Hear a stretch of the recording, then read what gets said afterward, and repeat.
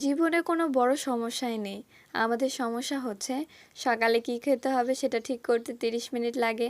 মোবাইলে চার্জ ২০% এর নিচে গেলে জীবন থেমে যায়।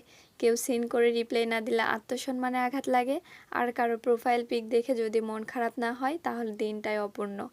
এত সব গুরুত্বপূর্ণ ঝামেলায় আমরা এত ব্যস্ত যে বড় সমস্যাগুলো সুযোগই পায় না ঢোকার।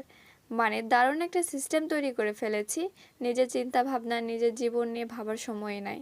অন্যদিকে মাসের শেষে টাকা না থাকা, ক্যারিয়ারের ভবিষ্যৎ বা নিজের স্বপ্নগুলো সব পেছনের সারিতে দাঁড়িয়ে চুপচাপ তাকিয়ে থাকে। দেশ দর্শন তো অনেক দূরের ব্যাপার। মেনারের ব্যাকরণ এখনও বেশিরভাগ মানুষের অজানা, কারণ সামনের জায়গা দখল করে আছে। আজকে কে কাকে ইগনোর করলো, কার স্টোরি কার কথা বলছে, আর কে কাকে আনফলো করলো। চমৎকার এক আত্মপ্রবঞ্চনার দুনিয়ায় বসবাস করছি, যেখানে মস্তিষ্কে পেঁচিয়ে রাখা আছে নানান ক্ষুদ্র কিন্তু জরুরি চিন্তা, আর হৃদয়ে জমে থাকা সব বড় প্রশ্নগুলো পরে ভাববো নামক ফোল্ডারে জমা পড়ে থাকে।